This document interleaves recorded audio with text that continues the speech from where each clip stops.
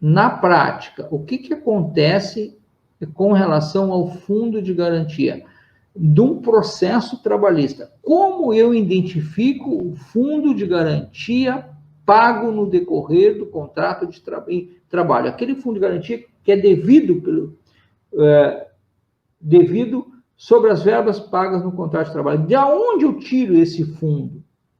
Qual é a fonte de informação desse fundo? É os recibos de pagamento. Então, vamos lá. Então, eu tenho aqui um recibo de pagamento. Da onde eu vou tirar o fundo de garantia? Eu vou ter que vir aqui e ver qual é a base do fundo, que é a soma das parcelas pagas, parcelas salariais pagas naquele mês. Então, qual é a base desse fundo, nesse recibo aqui? R$ 1.635,60. Então, esta base é a base do fundo de garantia sobre as verbas que tem neste recibo.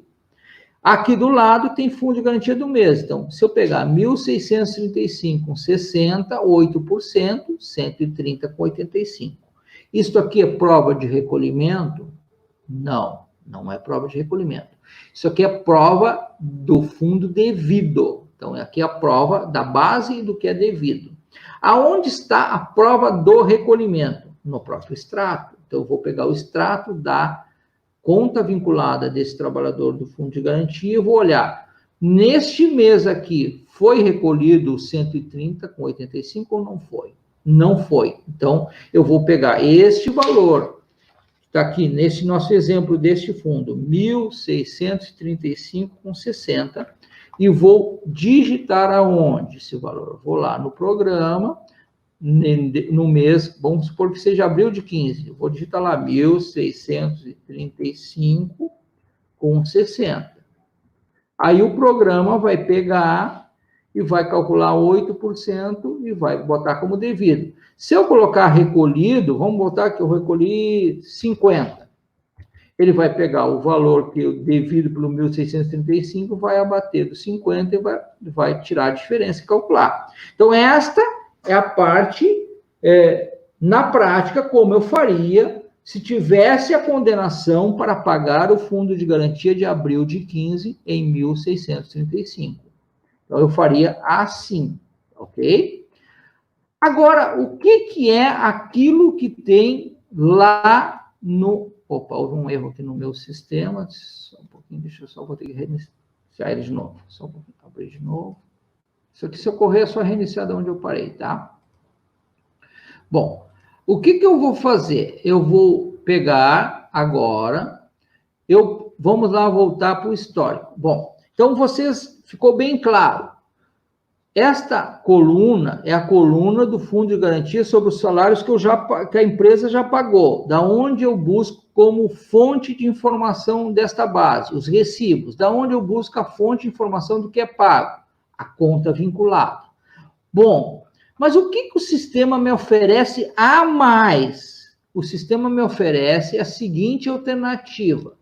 Eu posso preencher os históricos e pegar esses históricos e remeter como forma de eliminar a minha digitação para a base do fundo.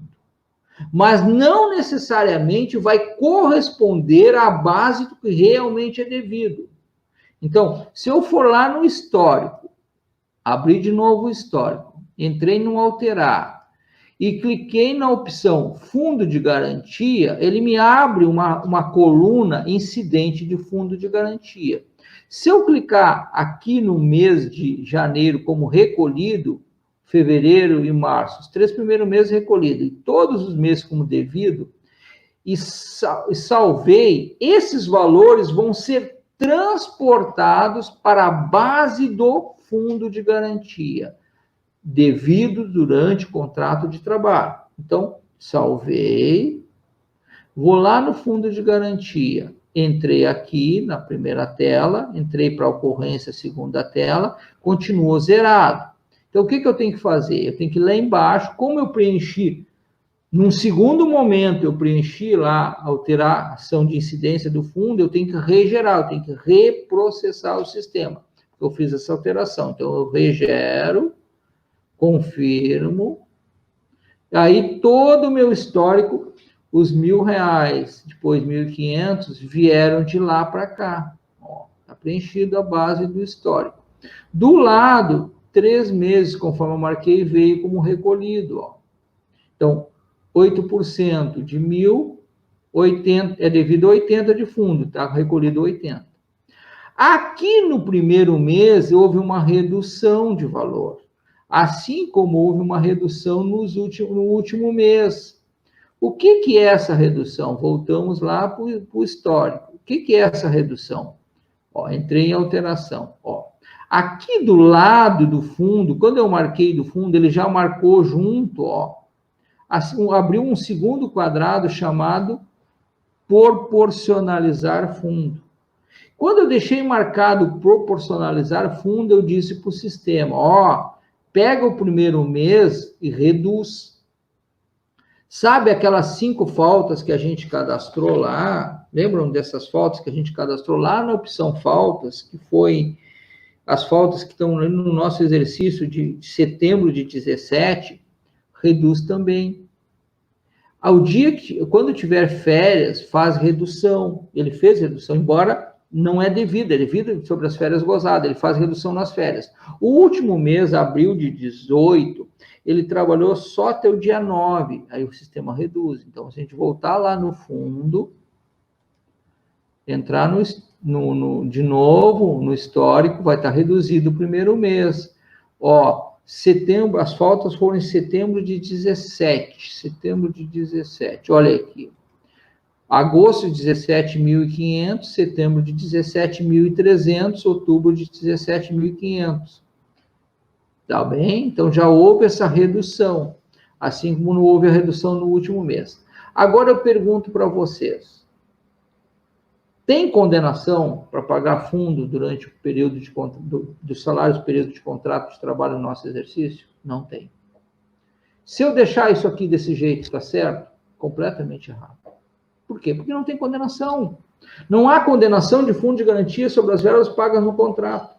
E se houver condenação das verbas pagas no contrato e esse recibo fosse deste contrato, no mês desse recibo não seria 1.000 nem 1.500, seria 1.635.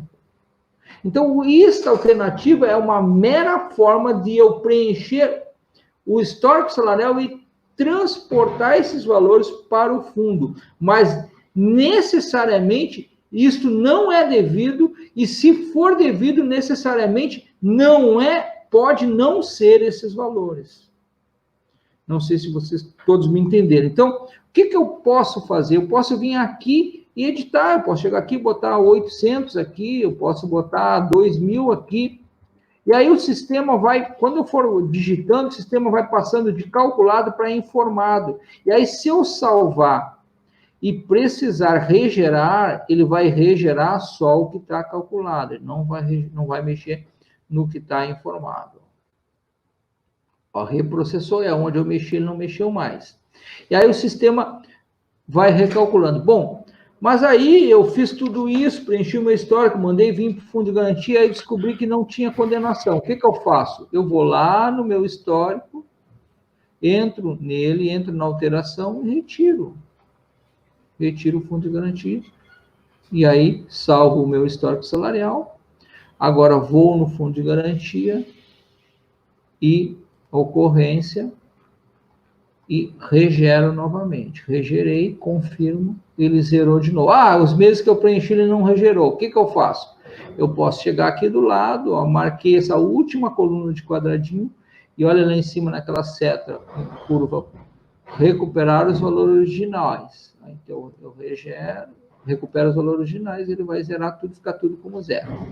Então, professor Edilson, o que é isto? É uma forma de tu trazer o teu histórico salarial para a base do fundo sobre as parcelas pagas no contrato. Isso precisa ter condenação, e se tiver condenação, eu tenho que conferir se esses valores correspondem aos recibos de salário. Então, o passo é conferir no contra-cheque. Isso, este é a forma mais correta se eu não tenho segurança. Bom, mas eu ainda tenho dúvida, então vamos lá, vamos ver se a gente resolve essa dúvida nos slides. Porque tem gente que preenche isso aí e não tem nem sequer dúvida. Então, lá, eu tenho 4 alternativas. Tem o fundo e tem contribuição social. E tem fundo proporcional, contribuição social proporcional. Se eu marcar tudo, ele vai vir 4 colunas para cá, para o histórico, que vai cheio de quadradinho que eu posso marcar tudo e depois tirar individualmente. Bom, se eu marquei, o que vai acontecer? Quando eu marcar aqui no histórico, ele vai lá no fundo e leva para lá, ó, seguindo a seta. Eu marquei no histórico, ele foi lá para o fundo e preencheu. Eu marquei no histórico recolhido, ele foi lá no fundo e botou o valor recolhido. E a mesma coisa para a Previdência. Com uma diferença fundamental. Qual é a diferença fundamental? Bom, primeiro a gente tem que ficar bem claro isso aqui. Esse slide aqui tem que ficar muito bem claro na cabeça de todos. No sistema, contribuição social é a mesma coisa que INSS, é a mesma coisa que Previdência Social. Quando eu falo a mesma coisa, é o INSS do segurado, do empregado, que o empregado deve, que vai ser descontado dele, e o INSS patronal, que a empresa vai recolher. Então, todos têm o mesmo sinônimo. A diferença é que a conceito de contribuição social é um conceito tributário mais amplo que o de previdência social. Então, o sistema pega o conceito mais amplo e aplica como contribuição social, mas saibam o que é isso, tá? Bom, agora, o que a gente tem que memorizar, eu sei que tem 2 slides aqui bem poluídos, com bastante coisa escrita, mas não tem jeito, pessoal. Tem que entender esta súmula, para entender previdência social, para entender contribuição social, o nome que quiser dar, ou INSS. Para entender isso de forma muito precisa, eu tenho que entender o que diz a longa súmula 368 do Tribunal Superior do Trabalho. O primeiro item da súmula, o que é mais importante eu tirar dela? É o que está em negrito. A condenação da Previdência Social, a condenação da Previdência Social se limita às verbas apuradas na reclamatória. Diz assim, a Justiça do Trabalho é competente para determinar o recolhimento das contribuições fiscais. A competência da Justiça do Trabalho, contribuições fiscais é imposto de renda. A súmula trata das duas coisas, mas o que eu quero que a gente foque aqui é na Previdência. A competência da Justiça do Trabalho quanto às execuções das contribuições previdenciárias limita-se às sentenças condenatórias em pecúnia, né, em grana, que proferir e aos valores objetos do acordo que integram o salário de contribuição. O que quer dizer isto? Quer dizer que aqueles R$1.000 de salário pago no contrato de trabalho, independente desses R$1.000 estarem registrados na carteira de trabalho, eles têm incidência de contribuição social, de previdência. Mas a Justiça do Trabalho não pode executar os valores incidentes sobre esse salário. Eu não estou dizendo que ele não é devido, ele é devido. Mas a previsão da competência da Justiça do Trabalho para executar as contribuições previdenciárias está na Constituição. E esta previsão, segundo esta súmula do Tribunal Superior, se limita aos valores que eu apurar no processo do trabalho. Então, se eu apurei uma reclamatória trabalhista que vale R$1.000 e todos esses R$1.000 são parcelas que incidem a Previdência, a Justiça do Trabalho tem competência para executar essa Previdência.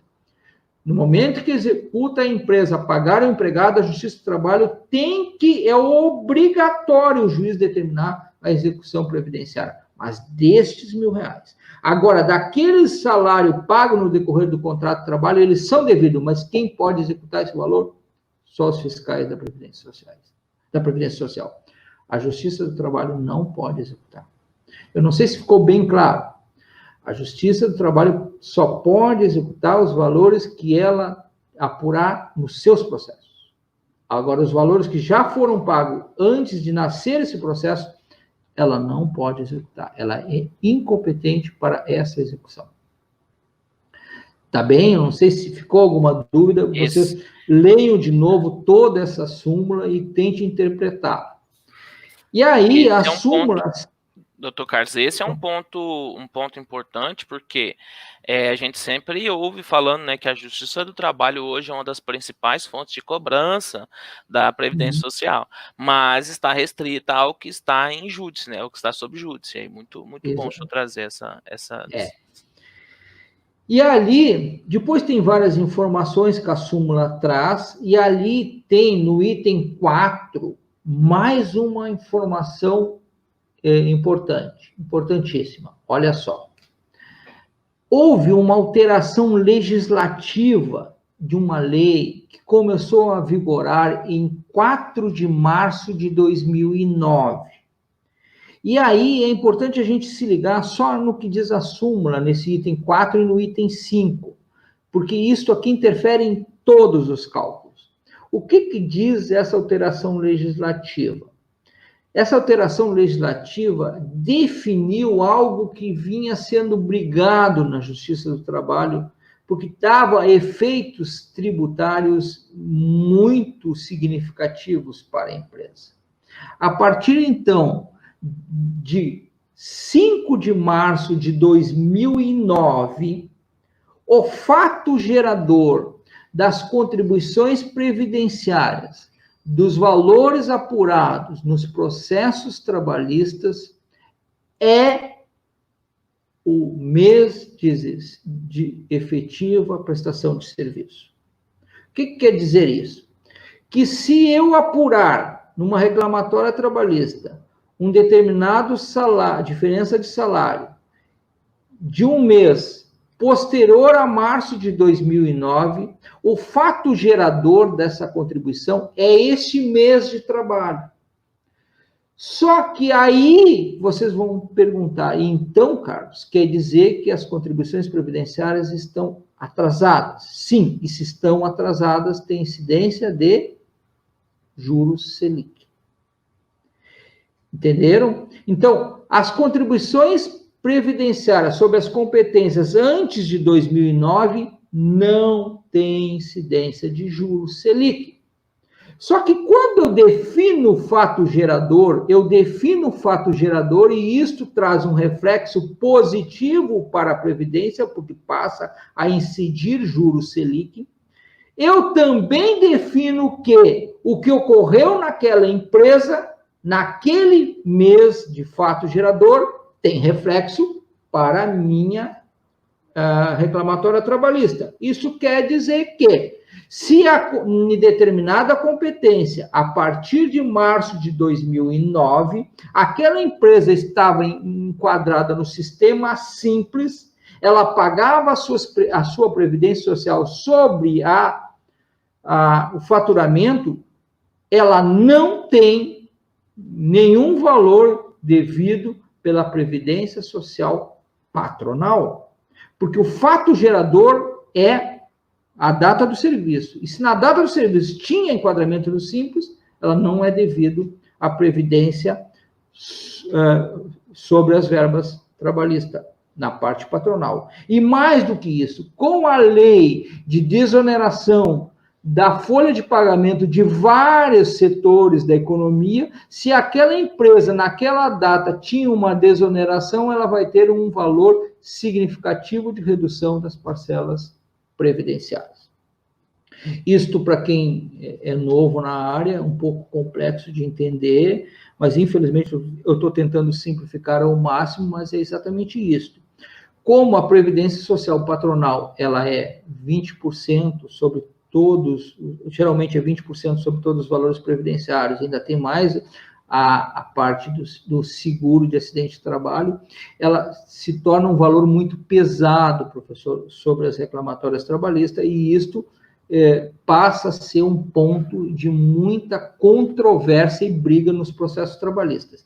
E mais do que isso, no momento em que houve alteração na Constituição e deu à Justiça do Trabalho a competência para executar as verbas previdenciárias, também deu à União, os juízes de reclamatórias trabalhistas, com mais de 10 mil reais de sua execução, o juiz é obrigado a também notificar a União antes de homologar os cálculos. E assim, muitas vezes, quando tu acha que tu vai receber uma impugnação de uma das partes sobre teus cálculos, vem às vezes uma impugnação da própria União. A União passa a ser terceiro interessado em todos os processos trabalhistas e o juiz, sob pena de responsabilidade, tem que notificar a União.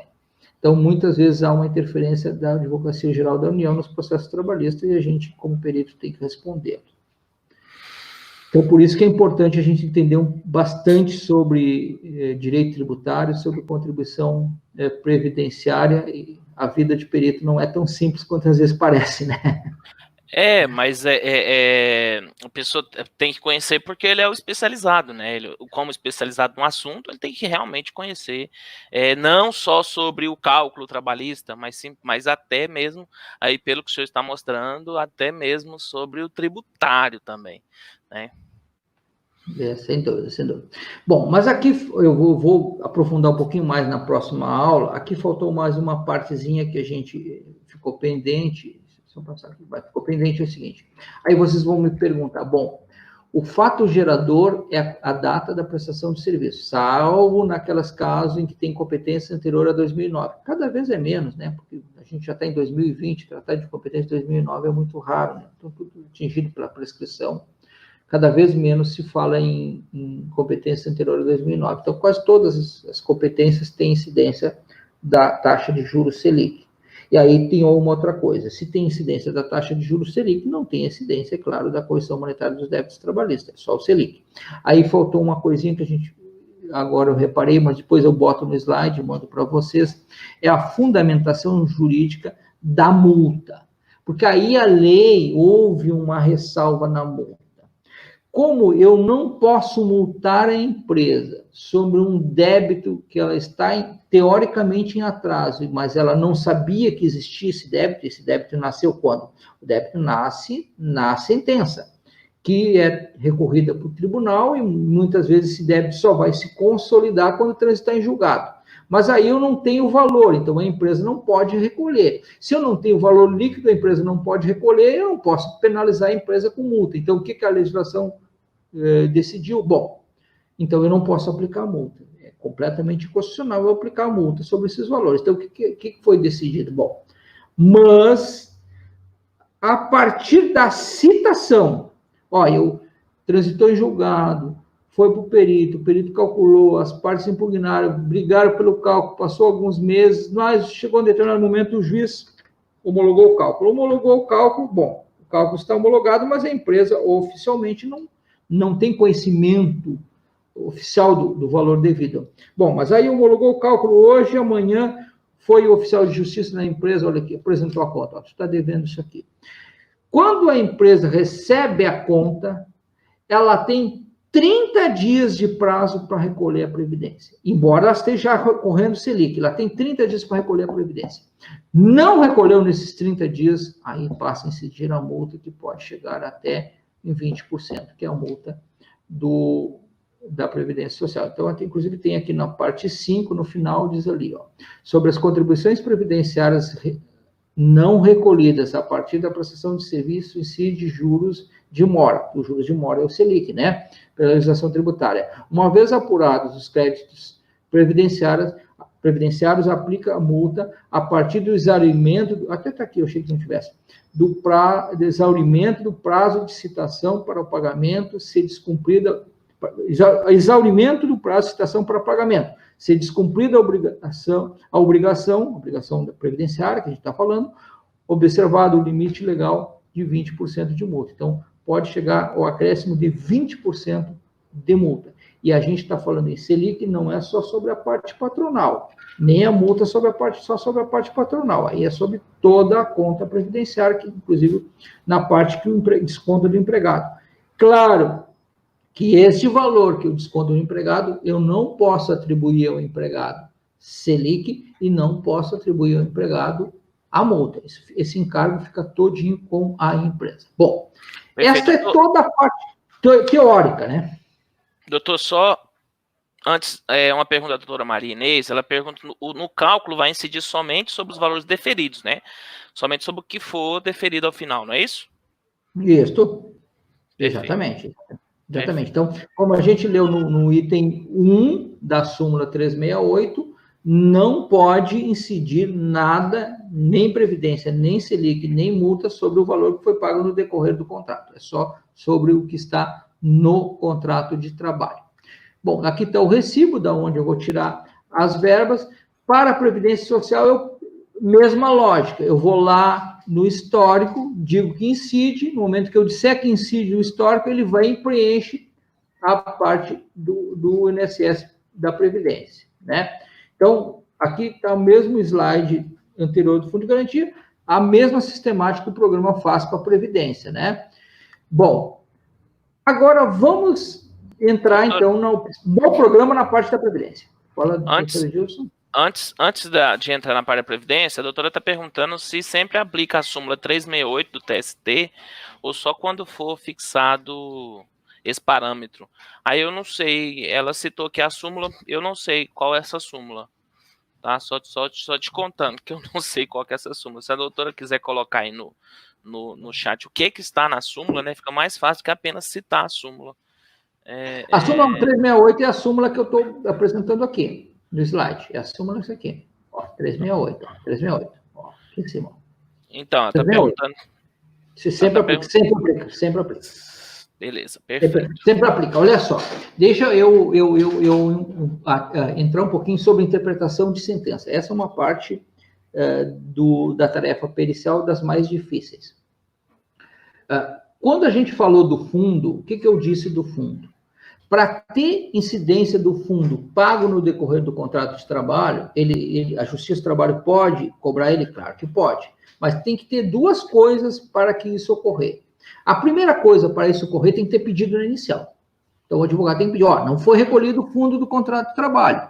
Aí a sentença vai apreciar. A sentença apreciou, decidiu pela condenação, tu tem que calcular. Então, tem que ocorrer essas duas coisas. Tem que ter o pedido e tem que ter a condenação. Agora, da parte previdenciária, a lógica de cálculo, tirando o juro Selic e a multa, é a mesma. A base é muito similar, inclusive. Mas ela se difere muito do fundo em relação à sentença. Porque esta parte previdenciária, ela pode estar na sentença, mas ela pode não estar na sentença, e aí o perito tem que calcular pelas regras da súmula 368, independente da sentença falar nela, porque ela se trata de um direito previdenciário de competência da Justiça do Trabalho previsto na Constituição, e esta parte previdenciária, assim como a parte fiscal, independe de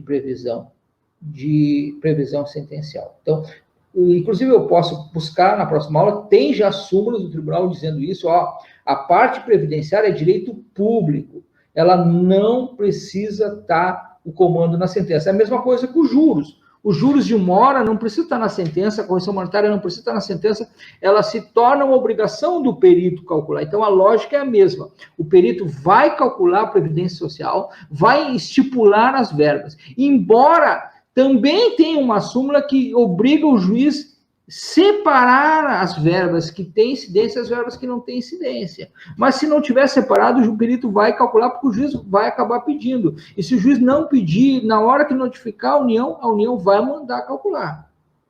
Porque a União não pode interferir no valor do débito trabalhista devido ao empregado, porque ela é um terceiro que não é interessada nisso. Mas agora a União pode, neste débito que foi calculado pelo perito, ela pode dizer o que tem e o que não tem previdência social. E ela tem competência para isso, e o juiz pode fazer essa apreciação e deve, né? Então, essa aplicação da súmula 368, ela vai se dar independente de estar na sentença, e o perito vai ter que ter isso na cabeça e vai ter que entender como o sistema PJ Cálculo vai fazer os seus cálculos. Então, essa é uma parte que é muito importante o perito saber. Bom, Mas vamos lá, voltamos. Então, essa diferença do fundo de garantia. O fundo de garantia tem que estar expressamente estipulado na sentença sobre quais as verbas que ele incide e se tem sobre as verbas já pagas no contrato de trabalho, e aí tu vai fazer os cálculos. Na Previdência Social, não. Na Previdência Social, tu vai identificar o que é verba que tem incidência e o que é verba que não tem incidência, e vai aplicar o Selic, vai aplicar a multa segundo as regras. Bom, entrando na Previdência, então, a primeira coisa, é a mesma lógica do fundo, né? Tu tem uma primeira parte que tu configura, e na segunda parte tu diz as ocorrências, que é aqui. Então, voltando à parte que tu configura, aqui nós vamos configurar a forma de cálculo da Previdência, tanto do empregado quanto a parte patronal. Agora, quanto à incidência do Selic, a forma de incidência do Selic, se incide ou não, e a forma de aplicação da multa, aí tu vai tratar lá junto com a correção monetária, não é aqui ainda. Então, a gente vai deixar essa parte para o segundo plano. A gente vai apurar o valor principal de Previdência, né? Então, tá ali, apurar a Previdência, cobrar do reclamante, está marcado, por quê? Porque tinha algum juiz que dizia lá que não é para cobrar do reclamante, vai servir como indenização da empresa, e a empresa vai arcar com toda a parte patronal e a parte de reclamante. Está marcado ali, se houver muito difícil de um juiz dizer que não desconta, né? Se disser, o tribunal acaba derrubando, mas está aqui, é uma opção. Com correção monetária, nós vamos conversar bastante sobre isso. Eu acho que essa aula não vai ser ainda possível nós chegar aqui, mas nós vamos conversar bastante sobre esta sistemática, se é com correção ou se é sem correção, a forma de desconto. Então, aqui tem um jogo de matemática, mais de matemática financeira, para a gente entender isso aqui, aquela lógica de descontar valores em tempos diferentes, né? Que é completamente equivocado se tu desmarcar, mas o correto é deixar marcado. Do lado, está aqui apurar, contribuição social sobre salários pagos. Aquilo que eu disse para vocês, que a parte paga no decorrer do contrato de trabalho é incompetente, a Justiça trabalha para executá-la. Mas se tiver algum caso lá que apareceu, lá o juiz perdeu, não foi recorrido, bom, tu vem aqui e marca, mas isso aqui é uma coisa que vai ficar completamente em desuso, né? Mas tem como opção. Bom, aqui embaixo, agora, tu vai fazer toda a configuração da parte patronal, e ela está sem condição nesse primeiro momento de edição. Então, o que tu tem que fazer? Tu tem que entrar na ocorrência, aí tem o valor pago no contrato, e quando tu regerar, ele volta com condição para te editar. Então, num primeiro momento, tu não edita, só tu tem que entrar na ocorrência, regerar e tu vai voltar para editar. Bom, depois a gente volta aqui, eu explico bem detalhadamente o que é essa salários pagos histórico. Eu não acho um título mais adequado, mas vamos gravar com salários pagos históricos. E aí tu entra na regera, ele reprocessa e abre para edição. Bom, aqui eu vou tratar toda a parte patronal. Bom, a parte da previdência patronal, que não é a parte que tu desconta o empregado, é a parte que a empresa paga. Esta parte, eu tenho 3 alternativas de preenchimento.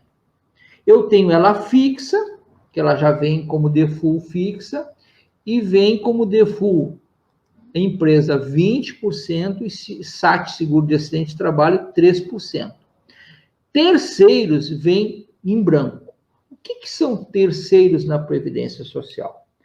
São aquela parte que as empresas recolhem para o sistema S, né? SESC, SENAC, SAT, de acordo com o ramo de atividade, eles têm o sistema S, que geralmente é 5,8%, algumas atividades são menos, outras, em torno de 5,8% que as empresas recolhem para o sistema S.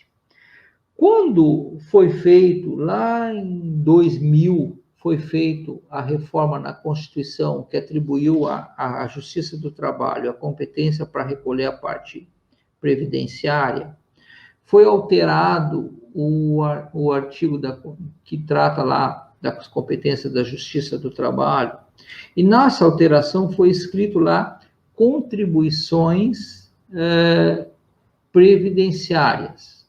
contribuições sociais e previdenciárias. Aí, com o decorrer do tempo, os advogados tributaristas descobriram que no conceito de contribuição previdenciária não está incluído o sistema de terceiro, o sistema S.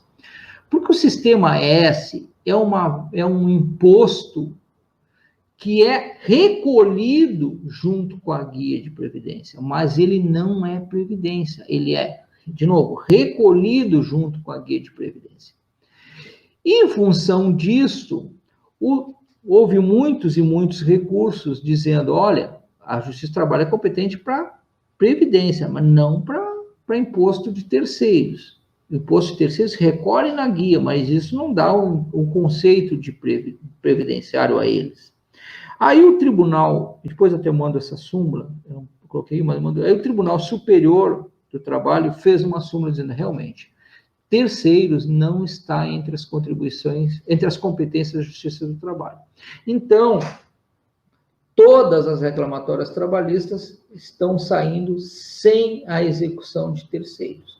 Eles são devidos? Claro que são, mas aí tu tem que movimentar lá na Justiça Federal, via o processo à parte, para fazer a execução. Claro que a Previdência não faz essa execução, o Sistema S não faz, até porque o Sistema S é gerido pelas próprias empresas, então acaba que a Justiça do Trabalho não executa terceiros. Então, eu sou perito assistente de advogados de empresas. Então, uma das primeiras coisas que eu tenho que olhar quando eu for ver um cálculo é, tem terceiros calculados? Se tem, já faço a impugnação, eu vou tirar aquele valor da minha conta, eu vou estar lá reduzindo, que é o objetivo de quem é perito assistente de empresa, né? Então, eu vou estar tirando da conta o valor sem sequer mexer no bolso do trabalhador. E é um valor significativo, 5% uma reclamatória às vezes é alto. Então, no programa já vem, inclusive, em branco aqui. Se eu quiser botar, eu boto um percentual ali e vai calcular, mas senão ele já não calcula. Então, o default é fixo 23. Mas o SAT é variável, assim como o 20 é variável. E aí, o que eu faço? Tem uma forma. E se eu identificar qual é o Cadastro Nacional do CANAI, Cadastro Nacional de Atividade da Empresa. Eu vou no CANAI da empresa, olho lá nos documentos do processo, geralmente no termo de rescisão tem esse CANAI escrito lá, olho no número do CANAI, vou no site da Previdência, digito aquele ramo de atividade, ele vai me dizer, essa empresa, qual é o percentual do fundo da Previdência, se é 20 ou é mais ou menos, e qual é o seguro de acidente de trabalho, eu vou preencher aqui. Mas, qual é o outro jeito? Eu posso trocar isso aqui de fixo para atividade econômica. Quando eu trocar para atividade econômica, eu vou no canal e vejo qual é a atividade econômica e digito o nome base aqui. Digitei o nome base aqui, vamos lá. Comércio varejista de artigos de cama, mesa e banho.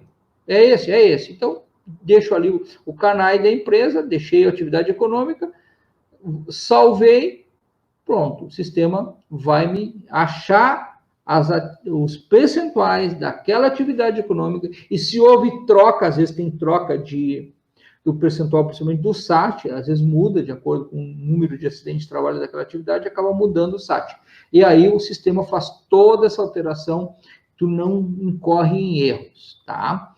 Bom, voltando lá, vamos voltar lá na nossa edição. Bom, então, achei atividade econômica. Agora, e por período? O que é por período? Bom, por período, eu vou ter que digitar mês a mês, ou período a período, qual é o percentual da empresa e qual é o percentual do SAT e adicionar aqui no mais. Isso aqui é necessário e até muito chato de preencher quando eu tenho uma empresa que está enquadrada na lei de desoneração. Porque aí, de acordo com aquela faturamento daquela empresa, é o percentual da empresa, que às vezes é um percentual baixo de empresa, e aí tu tem que, mês a mês, ir aqui preencher. Tu recebe a informação de acordo com a atividade, de acordo com o enquadramento, de acordo com o faturamento, aí tu vai preencher aqui, e aí o sistema vai calcular exatamente o que a empresa deve para a Previdência, na parte da empresa e na parte do seguro de acidente de trabalho. Bom, mas se eu tiver o valor fixo, no nosso exemplo tem o valor fixo aqui, eu tenho que que o fundo da empresa é 20 e tem que o SAT da empresa é 2, então preenchi aqui, salvei. Bom, no período aqui está acontecendo um fato, eu não diria que é um erro do programa, mas é talvez uma segurança do programa. O que está acontecendo? Esse empregado, ele foi demitido em 9 de abril de 18, mas o sistema está calculando até março de 19. Por quê? Porque eu estendi o cálculo para poder calcular o dano moral, lembram disso, na data da sentença, então ele foi até a data da sentença. Não, mas aí eu vejo, não, mas eu não, entre a partir da demissão eu não tenho nenhum valor previdenciário, o sistema vai me gerar um relatório em branco. Então, para evitar eu poluir mais ainda o meu relatório, eu volto e redito essa data de demissão, a data final para a data de demissão aqui, e o sistema vai acertar. Doutor Carlos, só nesse ponto aí do RATSAT, a gente sabe... Tem gente que chama SAT e gente chama RAT, né? RAT é risco de acidente de trabalho, SAT, seguro de acidente de trabalho. Aí eu, como eu não sei qual dos dois que é certo, eu chamo de RATSAT, pronto, que aí não é. Faz as duas coisas. Isso. Sobre esse ponto, a gente tem visto aí que o STJ, ele já decidiu que inclusive o Tribunal de Justiça de São Paulo, depois o STJ também já decidiu que pode sim, por causa da legislação, né, é permitido reduzir, por causa do fator de acidente de trabalho, fator de acidente previdenciário, né, pode haver uma redução nessa alíquota do RATSAT, e inclusive agora o posicionamento do STJ é no sentido de que o cálculo do fator previdenciário, ele tem que ser por estabelecimento, não mais por conglomerado. Aí é uma pergunta que não sei se o senhor vai responder nessa conversa agora, mas eu acho que vai ficar próximo para aquele curso avançado que a gente vai fazer. Como que faz para achar esse RAT por estabelecimento? Acho que vai ficar para o próximo pergunta mesmo, né? Eu simplificaria agora, nesse primeiro momento, claro, eu não vou deixar uma resposta fechada.